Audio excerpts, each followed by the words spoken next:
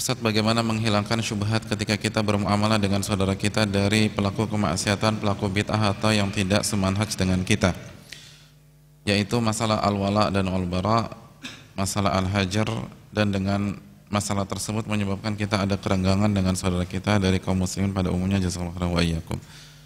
Ya, bismillah wassalatu wassalamu ala rasulillah ba'd. Terima kasih dan jazakallahu khairan atas pertanyaan penanya. Adapun masalah al-wala dan bara dan hajar, sekali lagi masalah hajar akan kita bahas secara detail pada waktunya insyaallah ta'ala. Dan hajar itu sendiri maknanya apa? Memboikot, mendiamkan, dan tidak memberikan hak saudara kita secara normal, tidak mengucapkan salam atau tidak menjawab salamnya, tidak mengajak bicara, dan lain sebagainya. Jadi sekali lagi al-wala al-bara sebagaimana dijelaskan oleh Syekhul Islam Ibnu Taimiyah, itu adalah sumbernya adalah amalan hati. Jadi kita berloyalitas kepada kaum muslimin dan kita berlepas diri dari kekufuran, kesyirikan dan kemaksiatan, atau berlepas diri dari pelaku kemaksiatan sesuai dengan kadar kemaksiatannya. Hadirin sekalian rahimanillah, yang perlu kita ketahui, sekali lagi masalah ini insya Allah akan kita bahas pada waktunya, tapi sedikit saja. Yang pertama, selama dia muslim, kita tidak boleh barok 100% kepada dirinya, kita tidak boleh berlepas diri 100% kepada dirinya, karena salah satu kaidah al-wala dan bara, loyalitas dan berlepas diri dalam akidah Ahlussunnah wal Jamaah adalah kita berloyalitas sesuai dengan kadar keimanan dan ketakwaan serta ketaatan, dan kita berlepas diri sesuai dengan kadar kemaksiatan dan kesalahan yang ia lakukan. Itu yang pertama.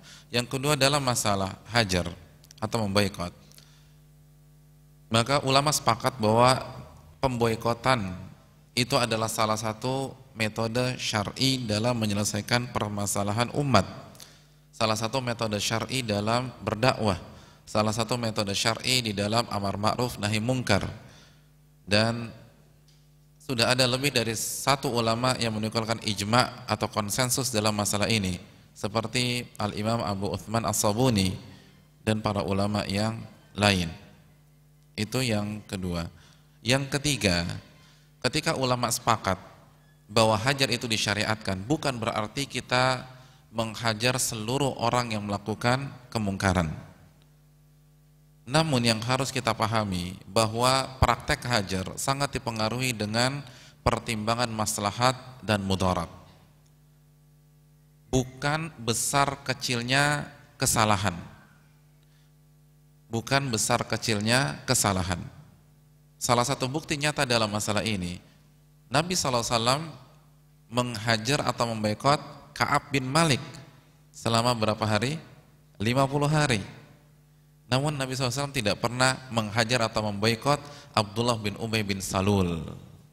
Saya ingin bertanya, kalau dari sisi kemungkaran, mana yang lebih mungkar, yang dilakukan oleh Abdullah bin Salul atau yang dilakukan oleh Ka'ab bin Malik? Abdullah bin Ubay bin Salul, apa yang dilakukan oleh dia? Nifaq, kemunafikan. Dan kemunafikan di sini adalah kemunafikan secara keyakinan, i'tiqad, menampakkan keislaman dan menyembunyikan kekufuran. Dan kita tahu bersama, ulama mengatakan nifaq itu lebih parah daripada kekafiran. Karena Allah mengatakan innal munafiqina fid darkil asfali minan nar. Sesungguhnya orang-orang munafik berada di kerak api neraka. Sedangkan apa yang dilakukan oleh Ka'ab bin Malik? Tidak ikut perang Tabuk. Jadi kalau kita lihat dari bobot kesalahan, maka bobot kesalahan Abdullah bin Ubay bin Salul itu lebih parah daripada bobot kesalahan Ka'ab bin Malik. Namun yang diboikot siapa? Ka'ab bin Malik.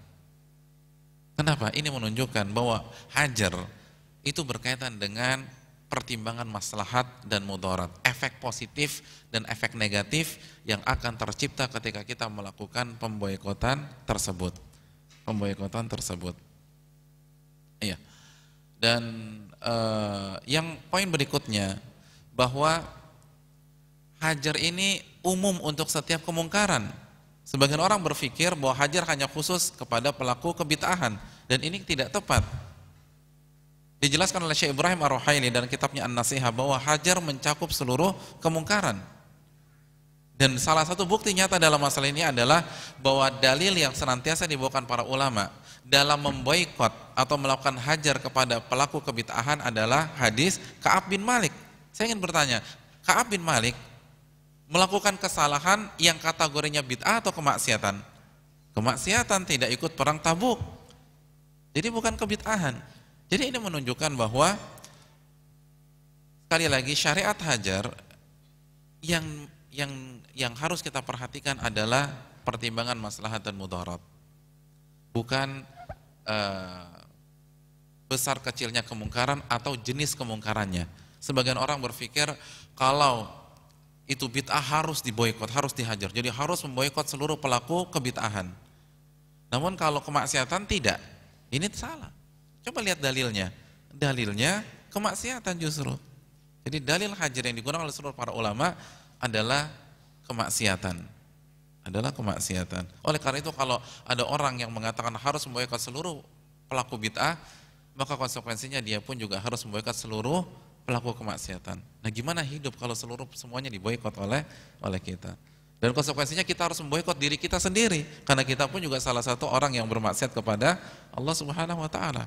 Jadi hadis rahimanillah ini yang perlu kita pahami, dan yang maksud hajar di sini adalah, atau pemboikotan yang sedang kita bicarakan ini adalah pemboikotan atas nama agama, bukan karena kekecewaan pribadi.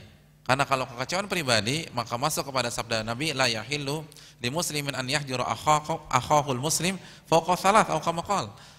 Tidak dihalalkan seorang muslim memboikot saudaranya lebih dari tiga hari. Ini kalau kepentingannya kepentingan dunia, kekecewaan pribadi, sakit hati dalam masalah perdata misalnya, artinya tidak ada sangkut pautnya dengan agama, maka syariat memberikan kesempatan kita untuk meluapkan emosi kita selama 3 hari. Namun begitu masuk hari keempat, kita harus gencatan senjata dengan dia, kita harus berdamai, kita harus SMS dia, telepon dia, berkomunikasi kembali dengan dia, tidak boleh lebih dari 3 hari. Adapun masalah agama adalah sebuah permasalahan yang dikembalikan kepada maslahat dan mudarat, dan bisa lebih dari 3 hari. Buktinya Nabi SAW memboikot Ka'ab bin Malik selama 50 hari.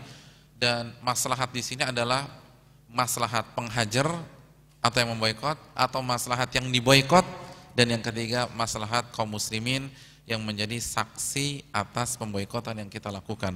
Jadi ketiga unsur ini harus kita perhatikan. Maslahat yang memboikot kita pribadi, maslahat yang diboikot, dan maslahat kaum muslimin, dan penjelasannya cukup panjang dan insya Allah kita akan bahas pada waktunya. Assalamualaikum. Hadis riwayat siapa dan nomor berapa tentang masuk Islamnya bapaknya Abu Bakar? Jazakallahu khairan wa iyyakum. Sudah kita sebutkan bahwa masuk Islamnya bapaknya Abu Bakar As-Siddiq adalah hadis riwayat Imam Ahmad. Hadis yang diriwayatkan oleh Imam Ahmad dalam kitab Musnadnya. Wallahu taala misawab. Ya Ustadz, mengenai hadis hati manusia tidak bisa dibeli harta tapi dengan senyum, kurang lebih seperti itu. Hadis tersebut pernah dibacakan oleh Ustadz pada Ahad kemarin. Bagaimana derajat hadis dari Abi Dzar itu? Karena anak pernah membaca sebuah kitab hadis itu dhaif. Bagaimana menurut Ustadz, apa benar dhaif? Bolehkah kita amalkan? Ya, terima kasih dan jazakallahu khair. Memang hadis ini dipersisikan oleh para ulama. Namun Allah Ta'ala alam, Al-Imam Abdul Aziz bin Bas itu mensahkan hadis tersebut. Wallahu ta'ala misawab. Assalamualaikum warahmatullahi wabarakatuh. Waalaikumsalam warahmatullahi wabarakatuh. Apakah setiap keburukan yang terbesit dalam hati itu dicatat oleh Allah Subhanahu wa taala sebagai keburukan? Ya, terima kasih dan jazakallahu khair atas pertanyaannya. Nabi SAW telah menjawab pertanyaan ini dengan sabdanya, innallaha tajawaza an ummati ma haddathat bihi an anfusuhum ma lam yatakallam aw ya'malu bih. Atau kama qala, Allah Subhanahu wa taala memaafkan kesalahan hambaku yang ia ucapkan di dalam hatinya, atau yang terbesit di dalam hatinya, selama ia tidak mengucapkannya atau mengerjakannya secara real atau secara nyata. Jadi apabila hal itu masih merupakan apa yang hinggap di hati kita, maka insya Allah diampuni oleh Allah Subhanahu wa Ta'ala.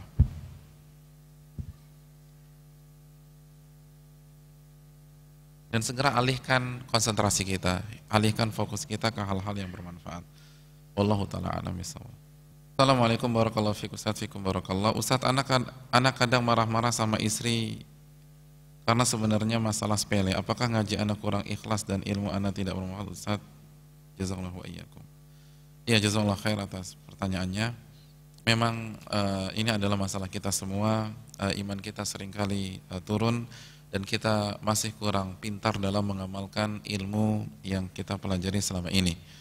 Oleh karena itu, hadirin sekalian rahimanillah wa iyyakum, sekali lagi bersungguh-sungguhlah dalam mengamalkan ilmu kita dan mintalah pertolongan kepada Allah Subhanahu wa taala agar memudahkan kita mempraktikkan ilmu yang selama ini kita pelajari.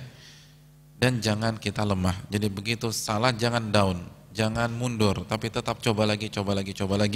Sebagaimana sabda Nabi SAW yang diriwayatkan Imam Muslim, ihris ala ma yanfa'uka wasta'in billah wala ta'jaz. Bersungguh-sungguhlah dalam hal yang bermanfaat bagi dirimu dan meminta pertolonganlah kepada Allah Subhanahu wa taala dan jangan engkau lemah. Dan sekali lagi memang ini menunjukkan bahwa ilmu kita masih belum menjadi ilmu yang bermanfaat secara sempurna, karena salah satu kriteria ilmu yang bermanfaat adalah diamalkan secara baik. Jadi diamalkan secara baik. Oleh karena itu memang kalau kondisinya demikian, maka jawabannya belum sempurna, namun ini bukan akhir dari segalanya. Kita masih bisa berubah, kita masih bisa memperbaiki diri kita menjadi insan yang lebih baik dan bertakwa lagi. Dan jangan lupa beristighfar kepada Allah dan meminta maaf kepada istri kita. Wallahu ta'ala bishawab. Assalamualaikum. Waalaikumsalam. Ustaz, terkadang seringkali seseorang yang semangat menuntut ilmu pada zaman ini terbentur biaya pendidikan yang tinggi, maka apakah pada zaman dahulu ilmu itu biayanya sangat mahal? Ya. Jazakallahu khair atas pertanyaannya. Kalau kita katakan bahwa biaya pendidikan pada saat ini tinggi, ini tergantung ya, ini relatif. Ini relatif, kenapa? Karena lembaga pendidikan itu bervariasi sekarang. Ada yang memang mahal dengan konsekuensinya, tentu saja ada yang murah dengan konsekuensinya. Dan sekali lagi, semua memiliki segmen yang berbeda-beda dan untuk mengakomodir kebutuhan umat Islam yang berbeda-beda juga. Oleh karena itu, sekali lagi, masih ada ma'had-ma'had atau pondok-pondok yang biayanya terjangkau, tinggal kita kumpulkan data saja. Bahkan ada yang gratis, kan begitu. Ada yang gratis, seperti saya dan ustadz-ustadz lain waktu kuliah, kita tidak bayar sama sekali.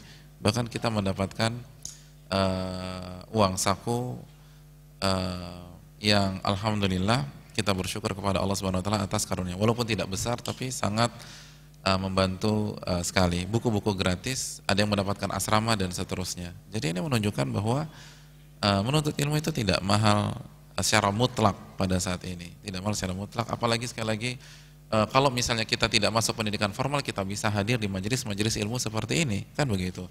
Dipungut bayaran nggak tadi ketika masuk masjid? Tidak kan? Ada yang memungut bayaran? Coba lapor ke saya. Hah? Ada yang bayar tiket masuk ke Al-Barkah ini? Tidak ada. Subhanallah, nggak ada, gratis, semua gratis. Dan kajian alhamdulillah 4 atau 5 kali dalam sepekan. Jadi hadirin sekalian rahimanillah wa iyyakum, banyak sekali sarana dakwah yang murah, meriah, namun tidak mengurangi bobot dan kualitas ilmu tersebut. Jadi sekali lagi jangan pesimis dalam menatap hal tersebut. Dan pengorbanan kita belum seperti pengorbanan para ulama kita.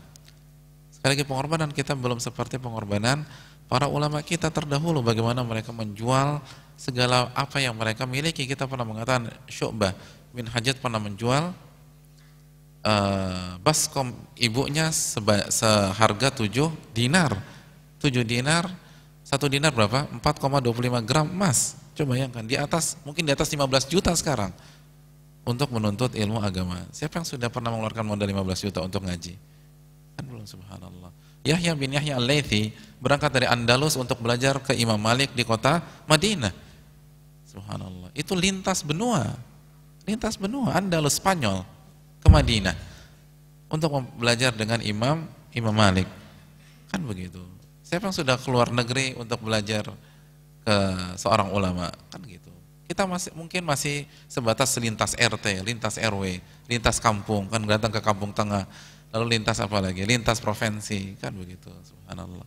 Jadi pengorbanan kita ini belum ada apa-apanya. Zaman dahulu lebih sulit, lebih berat, dan mereka sukses dengan keikhlasan dan ketakwaan kepada Allah Subhanahu wa taala. Dan ulama mengatakan apa? Man talabal hadits aflas. Barang siapa menuntut ilmu hadis dia akan bangkrut. Akan bangkrut. Jadi akan bangkrut. Kita sudah pernah belum sampai derajat seperti itu. Dan mereka benar-benar karena mereka totalitas. Allah taala bisa. Assalamualaikum Ustadz. Waalaikumsalam warahmatullahi wabarakatuh. Tolong bahasan adab dan akhlak ini dibukukan agar kami lebih mudah lagi mengkajinya. Semoga ada muhsinin yang rela jadi donatur sehingga bukunya bisa diperoleh dengan cuma-cuma. Amin. Oh, ini cari gratisan. Ya. Terima kasih dan jazakallahu khair. Ya. Sebenarnya kita juga sedang mencek apa buku yang paling tepat untuk pembahasan kita pada pertemuan yang akan datang, karena insya Allah pertemuan yang akan datang kita akan masuk ke materi. Saya rasa cukup mukadimah sampai detik ini, dan kita belum menentukan buku yang akan kita bahas. Wallahu ta'ala bishawab. Saya rasa cukup ya, sudah jam 7.50. Mohon maaf tidak bisa menambah jam karena kondisi pada malam hari ini. Mohon maaf atas segala kekurangan dan kesalahan. Terima kasih atas atensi dan perhatian, dan semoga kita mendapatkan ilmu yang bermanfaat bagi yang berbicara maupun yang mendengarkan. Kita tutup dengan doa kafaratul majlis. Subhanakallahumma wa bihamdika asyhadu an la ilaha illa anta astaghfiruka wa atubu ilaik. Assalamualaikum warahmatullahi wabarakatuh.